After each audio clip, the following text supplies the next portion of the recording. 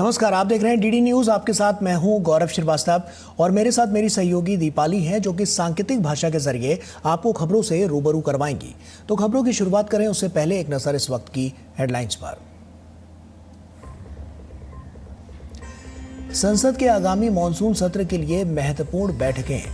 इंडी गठबंधन के नेता करेंगे ऑनलाइन बैठक, आम आदमी पार्टी नहीं होगी शामिल।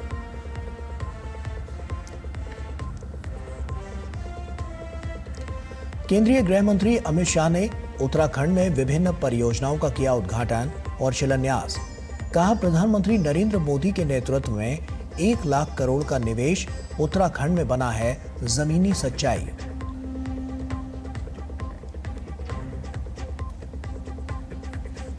केंद्रीय वाणिज्य और उद्योग मंत्री पीयूष गोयल ने कहा, भारत अंतर्राष्ट्रीय व्यापार समझौतों में तभी करेगा प्रवेश जब होगी देश के हितों की पूर्ति।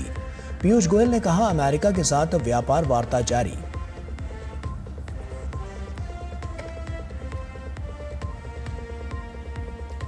मथुरा यमुना एक्सप्रेसवे पर भीषण सड़क हादसा, वाहनों की टक्कर में 6 लोगों की मौत, कई लोग घायल। एक दूसरे हादसे में बस पलटने से 8 लोग घायल।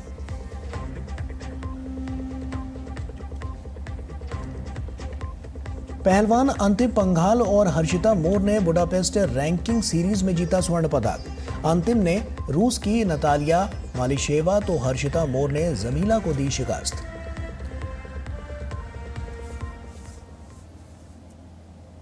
और आइए शुरुआत करते हैं। इंडी गठबंधन ने संसद के मॉनसून सत्र से पहले आज 7 बजे वर्चुअल आधार पर बैठक बुलाई है, जिसमें मॉनसून सत्र से संबंधित रणनीति बनाई जाएगी। इस बैठक में तृणमूल कांग्रेस ने शामिल होने से पहले मना किया था, लेकिन अब उसकी स्थिति ढुलमुल बन गई है, जबकि आम आदमी पार्टी ने स्पष्ट कह दिया है कि वो गठबंधन का हिस्सा नहीं है। हालांकि कुछ खबरों में कहा जा रहा है कि तृणमूल कांग्रेस ने अपनी रणनीति में बदलाव करते हुए इस बैठक में शामिल होने का मन बना लिया है।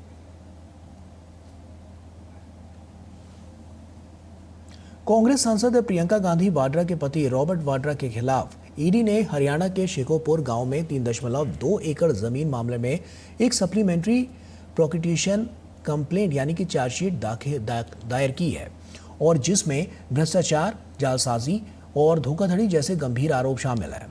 वहीं इस मामले में ईडी ने 36 करोड़ की 43 प्रॉपर्टी जब्त कर ली है, जिस पर नेता प्रतिपक्ष राहुल गांधी ने ट्वीट करके बीजेपी सरकार पर निशाना साधा है। अब इस पर बीजेपी सांसद सुधांशु त्रिवेदी ने पलटवार करते हुए कहा है कि भ्रष्टाचार में डूबी कांग्रेस पार्टी के सभी परिवार के सदस्य एक दूसरे के भ्रष्टाचार को कवर अप करने के लिए एक दूसरे के साथ खड़े रहते हैं। उन्होंने इस मुद्दे पर राहुल गांधी से सवाल भी पूछा। उन्होंने कहा कि राहुल गांधी को यह स्पष्ट करना चाहिए कि उन्होंने रॉबर्ट वाड्रा के बचाव में जो एक्स पोस्ट किया है वो व्यक्तिगत हैसियत से किया है या नेता प्रतिपक्ष की हैसियत से। रॉबर्ट वाड्रा जी के ऊपर जो विधिक कार्रवाई चल रही है उस पर प्रतिक्रिया करते हुए अपनी कुंठा की अभिव्यक्ति की है। भ्रष्टाचार में आकंठ डूबी इस कांग्रेस पार्टी के सभी परिवार के प्रथम सदस्य एक दूसरे के भ्रष्टाचार को कवर अप करने के लिए साथ आकर खड़े हुए हैं। कांग्रेस पार्टी से सवाल है कि श्री राहुल गांधी जी ने जो ट्वीट किया है वो एक व्यक्ति के रूप में किया है या नेता प्रतिपक्ष के संवैधानिक पद के रूप में किया है, या नेता प्रतिपक्ष के संवैधानिक पद का दुरुपयोग अपने पारिवारिक गुनाहों को बचाने के लिए किया। और वहीं भ्रष्टाचार के मुद्दे पर कांग्रेस पार्टी पर हमलावर होते हुए सुधांशु त्रिवेदी ने यह भी कहा कि भ्रष्टाचार में डूबी कांग्रेस पार्टी के लोगों को हर क्षेत्र में नकारात्मक देखती है, और चाहे ट्रंप का बयान हो या टीआरएफ का मामला। आज चीन ने भी आतंकी हमले की निंदा की, लेकिन जो सबसे ज्यादा विदेश घूमते हैं उनको विदेश नीति समझ नहीं आती। भारत ने बड़ी विशिष्ट कूटनीतिक दक्षता हासिल की जब टीआरएफ को प्रतिबंधित घोषित करवाया। आज चाइना ने भी उस मुद्दे के ऊपर आलोचना कर दी है, आतंकी हमले की। मगर अफसोस की बात यह है जो सबसे ज्यादा विदेश घूमते हैं उन्हें विदेश नीति की समझ नहीं है, और जो विदेश नीति को सर्कस कहते थे, मुझे लगता है उन्हें अपने दिमाग के सर्किट को चेक करने की आवश्यकता है। और मानसून सत्र के प्रारंभ होने से पहले सुधांशु त्रिवेदी ने कहा कि इंडी गठबंधन में टकराव और बिखराव दोनों दिख रहा है। इंडी गठबंधन के अंदर तकरार और बिखराव दिखाई पड़ रहा है। आम आदमी पार्टी ने कह दिया है कि वो अब इंडी गठबंधन से अलग है, तो हम तो यह अपेक्षा करते हैं कि एक सकारात्मक दृष्टि से इस संसद के सत्र का प्रभावी और उपयोगी प्रयोग विपक्ष के द्वारा किया जाए। परंतु इंडी गठबंधन के अंदर जो कुछ हो रहा है संसद सत्र की पूर्व संध्या पे, उसे देख के तो मुझे बस ये नजर आता है कि जब रात है इतनी मत वाली तो सुबह का आलम क्या होगा, ये देखने में पता चलेगा जब संसद का सत्र शुरू होगा। और केंद्रीय सूचना और प्रसारण मंत्री अश्विनी वैष्णव ने आईआईटी हैदराबाद के 14वें दीक्षांत समारोह में हिस्सा लिया। मंत्री ने विभिन्न पाठ्यक्रम पूरा करने वाले विद्यार्थियों को डिग्रियां सौंपी। कार्यक्रम को संबोधित करते हुए केंद्रीय मंत्री ने कहा कि सरकार 6 सेमीकंडक्टर संयंत्रों को मंजूरी दे चुकी है और जल्द ही भारत दुनिया के शीर्ष 5 सेमीकंडक्टर देशों में से एक बन जाएगा। Today, as we speak, already we have 6 units which are under construction. The first made in India chip, manufactured in India chip on a commercial scale, will be manufactured in this year 2025. The way we have created the talent pool, the way we are promoting the design, and the way we are going deeper into the capital equipment and the materials required for semiconductors, India will become one of the top 5 semiconductor nations in the world in the coming years. केंद्रीय मंत्री अश्विनी वैष्णव ने Bharat semiconductor mission के तहत प्रदान किए गए semiconductor design tools का उपयोग करने में आईआईटी हैदराबाद की सक्रिय भागीदारी की प्रशंसा की। To develop talent, we have given the latest EDA tools from Cadence, Synopsys and Siemens to about 270 colleges and institutions. IIT Hyderabad is one of the very active users of these tools. 700 students have utilized these tools for approximately 3 lakh hours over the last 6 months. Out of the 20 chipsets which have been designed by students using these tools from across the country, starting from IIT Jammu to here in IIT Hyderabad, 8 semiconductor chips have already been taped out, designed by students and manufactured using the tools provided by India Semiconductor Mission. Ashwini वैष्णव ने कहा कि आमतौर पर लोग Japan, Germany और France से आने वाली ट्रेनों पर अधिक भरोसा रखते हैं। उन्होंने कहा कि हमारी कोशिश है कि जब कोई ट्रेन भारत से आए तो उसकी तकनीक बेहतर और लागत कम होने वाली होनी चाहिए। केंद्रीय मंत्री ने कहा कि भारत पहली बुलेट ट्रेन का अगस्त या सितंबर 2027 तक परिचालन शुरू करने के लिए तैयार है। साथ ही कहा कि हैदराबाद क्षेत्र में ट्रेन संचालन क्षमता को दोगुना करने और सिकंदराबाद स्टेशन का बड़े पैमाने पर पुनर्विकास किया जा रहा है। People will try to put more faith and confidence in trains coming from Japan or trains coming from Germany and France. When a train is coming from India, it has to be better on technology, lower on cost. That's what we are targeting. We are building more than 1,300 stations, right? Complete reconstruction. That is the pace at which we are taking up these stations. Kavach, world's unique automatic train protection system, practically designed here in Hyderabad. I must also mention that the first bullet train project is also rapidly progressing. We should see a bullet train running in 2027, somewhere in August or September. We are building more than 1,300 stations, right? Complete reconstruction. Sikandrabad is part of that exercise here in Cherlapalli, and very soon my friend, my brother asked me about one more station, name is Nagamupalli. So that is the pace at which we are taking up these stations. And I must also mention that the first bullet train project is also rapidly progressing.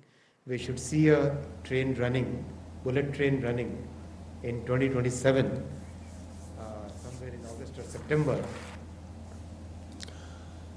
और वहीं rail मंत्री अश्विनी वैष्णव ने केंद्रीय मंत्री जी किशन रेड्डी के साथ आज तेलंगाना के काजीपेट में रेलवे वैगन निर्माण इकाई की प्रगति का निरीक्षण किया। इस अवसर पर वैष्णव ने इकाई की स्थापना को वारंगल के लिए गौरव का क्षण और भारत के आर्थिक विकास के लिए एक महत्वपूर्ण मील का पत्थर बताया। उन्होंने काजीपेट में कोच फैक्ट्री स्थापित करने के लंबे समय से चले आ रहे सपने को साकार करने का श्रेय प्रधानमंत्री नरेंद्र मोदी को दिया।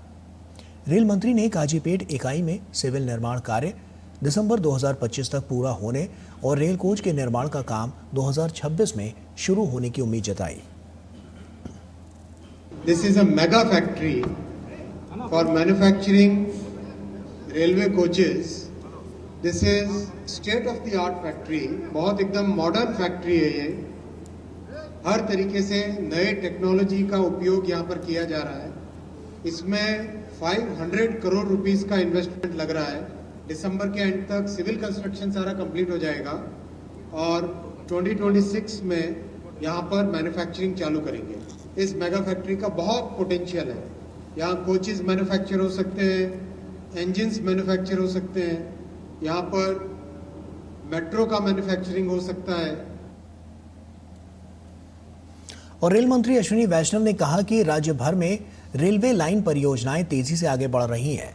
रेल मंत्री ने कहा कि रेलवे वैगन निर्माण इकाई दुनिया की सबसे बेहतरीन डिजाइन वाली फैक्ट्री में से एक है। इसके साथ ही उन्होंने कहा कि आने वाले दिनों में भारत रेलवे के क्षेत्र में बड़ा एक्सपोर्टर बनेगा। ये वर्ल्ड के one of the finest design से पूरा फैक्ट्री का कंस्ट्रक्शन किया गया है, तो यहाँ से एक्सपोर्ट क्वालिटी का बनेगा। आज वंदे भारत ट्रेन का ऑलरेडी एक्सपोर्ट के लिए डिमांड आना चालू हो गया है। अभी 150 लोकोमोटिव एक्सपोर्ट का ऑर्डर मिला है, जिसका प्राइम मिनिस्टर साहब ने पहला लोकोमोटिव को फ्लैग ऑफ किया एक्सपोर्ट के लिए। वैसे ही मेट्रो कोचेस का भी एक्सपोर्ट का काम चालू हुआ है। तो अब आने वाले समय में भारत एक बड़ा रेलवे मैन्युफैक्चरिंग और रेलवे एक्सपोर्टिंग कंट्री बनेगा। और वक्त यहाँ पर एक छोटी सी ब्रेक का है, जल्द हाजिर होते हैं। जब धरती चीर कर निकलता है लोहे का पत्थर और मिलता है मोंगिया के जोश से, फिर तपता है, पिघलता है और बनता है फौलाद। अब होता है सरिया सारी खूबियों के साथ। मोंगिया स्टील, मजबूत देश का मजबूत सरिया। टाइम पे खा लेना और प्लीज बाइक धीरे चलाना जी। और ये तुम्हारी सेफ्टी के लिए। अरे एक बात तो रह गई, LIC ये हमारी सेफ्टी के लिए। दिल की सुनो, LIC चुनो। LIC हर पल आपके साथ। ब्रेक के बाद एक बार फिर से आप सभी का स्वागत है। उत्तराखंड के उधम सिंह नगर जिले के रुद्रपुर में राज्य की धामी सरकार की ओर से 1 लाख करोड़ के निवेश की ग्राउंडिंग होने पर निवेश उत्सव मनाया गया। कार्यक्रम में मुख्य अतिथि के रूप में शामिल हुए केंद्रीय गृह मंत्री अमित शाह ने निवेश उत्सव कार्यक्रम में उत्तराखंड सरकार के 1271 करोड़ रुपए की विभिन्न विकास कार्यों का लोकार्पण व शिलान्यास किया। उत्तराखंड सरकार की ओर से आयोजित ग्लोबल इन्वेस्टर समिट के दौरान उद्योग समूहों के साथ हुए MOU अब जमीन पर उतर रहे हैं। इस आयोजन के बाद उत्तराखंड में अब तक 1 लाख करोड़ रुपए से अधिक का निवेश धरातल पर उतर चुका है। इस मौके पर केंद्रीय गृह मंत्री अमित शाह ने कहा कि पहाड़ी राज्य में निवेश लाना पहाड़ियों पर चढ़ने जितना कठिन है। धामी सरकार की प्रशंसा करते हुए उन्होंने कहा कि 1 लाख करोड़ का निवेश उत्तराखंड के टायर 2 और टायर 3 शहरों तक पहुंचा है। मैदानी राज्य में इन्वेस्टमेंट लाना और पहाड़ी राज्य में इन्वेस्टमेंट लाना, दोनों में पहाड़ चढ़ने से भी ज्यादा कठिनाई होती है। और भाई पुष्कर सिंह इसलिए अभिनंदन के अधिकारी है कि सारी विपदाओं को, सारी विपरीत परिस्थितियों को और सारी परंपरागत कल्पनाओं को तोड़ते हुए आज 1 लाख करोड़ से ज्यादा इन्वेस्टमेंट उत्तराखंड में आ चुका है। 81,000 से ज्यादा रोजगारी का सृजन हुआ है और इनकी एंसिलरी इंडस्ट्री से लगभग 2.5 लाख के आसपास नई रोजगारी का सृजन होने का संभावना पड़ा है। और सबसे बड़ी बात, टायर 2 और टायर 3 शहरों तक इन्वेस्टमेंट को पहुंचाने का काम किया है। और वहीं उत्तराखंड के मुख्यमंत्री पुष्कर सिंह धामी ने निवेश उत्सव कार्यक्रम को संबोधित करते हुए कहा कि उत्तराखंड में उद्योग के क्षेत्र में हो रहे 1 लाख करोड़ से अधिक के निवेशों से उत्तराखंड में युवाओं के लिए रोजगार के सृजन हुए हैं। जैसे युवाओं को रोजगार मिलेगा। उन्होंने कहा कि निवेश से राज्य के राजस्व में वृद्धि होगी और व्यापार बढ़ेगा। इससे पूर्व संपन्न हुई 2 ग्राउंडिंग ब्रेकिंग सेरेमनी में जहां 71,000 करोड़ रुपए से अधिक की निवेश परियोजनाओं की सफलतापूर्वक ग्राउंडिंग करने में हम सफल रहे हैं, वहीं आज ये आंकड़ा 1 लाख करोड़ को पार कर गया है। ये केवल आर्थिक निवेश नहीं है, बल्कि उत्तराखंड की समृद्ध संभावनाओं, उद्यमिता की भावना, जन भागीदारी पर आधारित समेकित विकास का प्रतिबिंब है, जो राज्य को आत्मनिर्भरता और औद्योगिक समृद्धि की नई ऊंचाइयों पर ले जाएगा।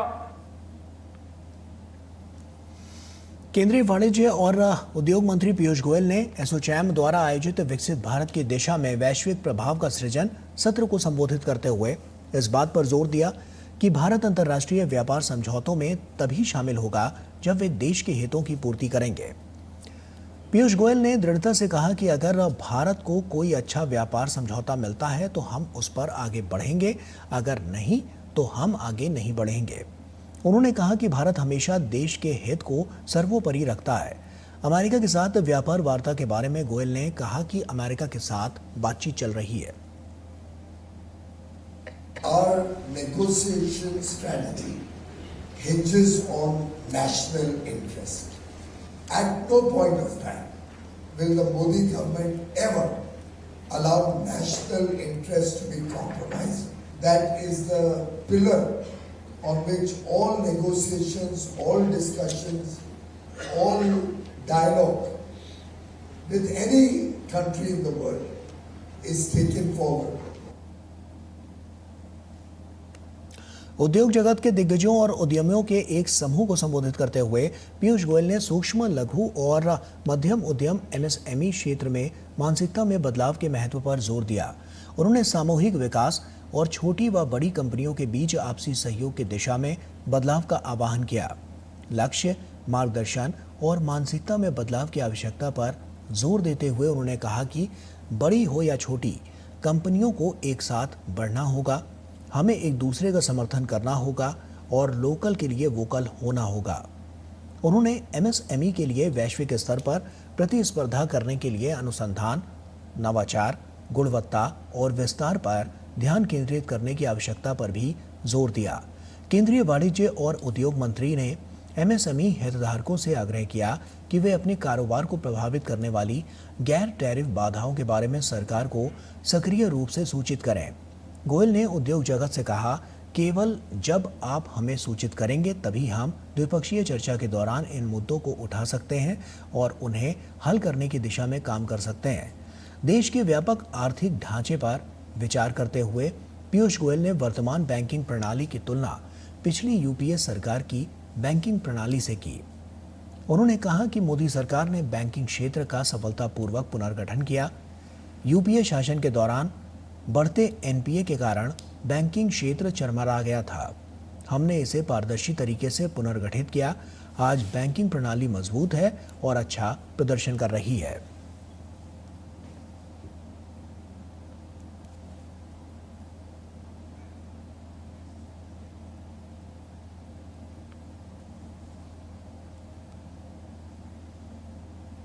आगे बढ़ते हैं। प्रवर्तन निदेशालय ने ऑनलाइन सट्टेबाजी ऐप से जुड़े मामलों की जांच के सिलसिले में गूगल और मेटा को नोटिस जारी किया है। एजेंसी का आरोप है कि इन दोनों कंपनियों ने सट्टेबाजी ऐप्स को बढ़ावा देने का काम किया और उनके विज्ञापनों व वेबसाइट्स को अपनी डिजिटल प्लेटफॉर्म पर प्रमुखता दी। अब ईडी ने दोनों कंपनियों के प्रतिनिधियों को 21 जुलाई को पूछताछ के लिए बुलाया है। इस पूरे मामले में ये पहली बार है जब भारत में काम कर रही किसी बड़ी टेक कंपनी को सट्टेबाजी जैसे मामलों में सीधे तौर पर जवाबदेह ठहराया जा रहा है। ईडी की ये कार्रवाई ऑनलाइन सट्टेबाजी के खिलाफ चल रहे व्यापक अभियान का हिस्सा है, जिसमें कई बड़े नामों और डिजिटल प्लेटफॉर्म्स की भूमिका की जा रही है। ईडी का ये कदम दिखाता है कि जांच अब और बड़े स्तर पर हो रही है और इससे पहले भी कई फिल्मी सितारे और सोशल मीडिया इन्फ्लुएंसर्स अवैध सट्टेबाजी ऐप्स का प्रचार करने के मामले में जांच के घेरे में आ चुके हैं।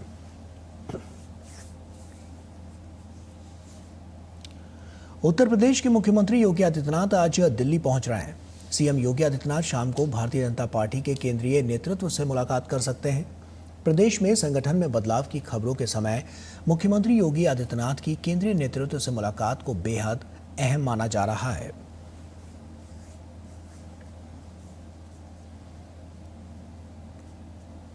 और उत्तर प्रदेश में भाजपा के प्रदेश अध्यक्ष भूपेंद्र सिंह चौधरी ने आज बरेली सर्किट हाउस का दौरा किया। इस मौके पर प्रदेश अध्यक्ष ने भाजपा पदाधिकारियों से मुलाकात की और पार्टी की गतिविधियों का जायजा लिया। भूपेंद्र सिंह चौधरी ने पत्रकारों से बात करते हुए कांवड़ यात्रा के मुद्दे पर समाजवादी पार्टी और अखिलेश यादव पर निशाना साधा। उन्होंने कहा कि समाजवादी पार्टी का चरित्र हमेशा हिंदू समाज से जुड़े मुद्दों पर विवादित टिप्पणी करने वाला रहा है। अखिलेश यादव के कॉरिडोर बयान पर प्रतिक्रिया देते हुए उन्होंने कहा, समाजवादी पार्टी ने हमेशा धार्मिक भावनाओं का अपमान किया। अयोध्या में राम मंदिर निर्माण से लेकर कांवड़ यात्रा तक इनकी सोच हमेशा हिंदू विरोधी रही है। समाजवादी पार्टी के नेताओं द्वारा हिंदू धर्म, संतों और धार्मिक ग्रंथों के खिलाफ की गई टिप्पणियां उनके सनातन विरोधी चरित्र को दर्शाती हैं। देश के बहुसंख्यक समाज की धार्मिक भावनाओं को लज्जित करने का काम समाजवादी पार्टी ने हमेशा किया, चाहे अयोध्या में राम मंदिर से जुड़ा विषय हो, चाहे कांवड़ यात्रा हो, जितने भी धार्मिक आयोजन बहुसंख्यक समाज के, किस प्रकार से समाजवादी पार्टी के नेताओं के बयान हिंदुओं के बारे में, हिंदू धर्मगुरुओं के बारे में, साधु संतों के बारे में जिस प्रकार की नकारात्मक टिप्पणी, और हमारे जो धार्मिक ग्रंथ है रामायण महाभारत, उनके बारे में जिस प्रकार से टिप्पणी वो करते रहे, तो ये उनका चरित्र समाज में सनातन विरोधी है, ये जग जाहिर है। और वहीं मथुरा के यमुना एक्सप्रेसवे पर भीषण सड़क हादसा हुआ। तेज रफ्तार इको कार और ट्रक की टक्कर में 6 लोगों की मौत हो गई, जबकि 2 लोग हादसे में घायल हो गए।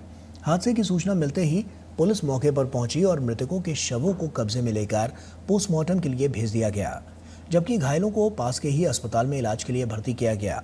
पुलिस के मुताबिक कार सवार लोग दिल्ली से आगरा की तरफ जा रहे थे, तभी थाना बलदेव क्षेत्र में हादसा हो गया। और इसी तरह से एक और हादसा यमुना एक्सप्रेसवे पर हुआ, जहां एक बस पलटने से 8 लोग गंभीर रूप से घायल हो गए।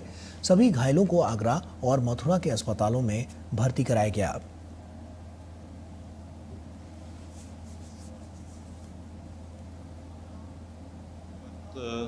यमुना एक्सप्रेसवे पर 2 दुर्भाग्यपूर्ण घटनाएं हुई हैं, जिसमें पहली घटना, उसमें एक इको गाड़ी जो कि दिल्ली से आगरा जा रही थी, वो आगे चल रहे हैवी व्हीकल में जाकर टकरा गई, जिसमें कि मौके पर ही इको सवार 6 लोगों की मृत्यु हो गई और 2 लोग उसमें गंभीर रूप से घायल हैं। दूसरी घटना लगभग रात्रि 4 बजे की है। 131 माइलस्टोन पर एक निजी बस जो कि दिल्ली से मध्य प्रदेश जा रही थी, ये पलट गई। इसमें कुल 8 लोग जो कि घायल थे, उनको यहाँ जिला अस्पताल भर्ती कराया गया था। इसके अतिरिक्त 9 अन्य लोग जो घायल थे, उनको एसएन मेडिकल आगरा में भर्ती कराया गया।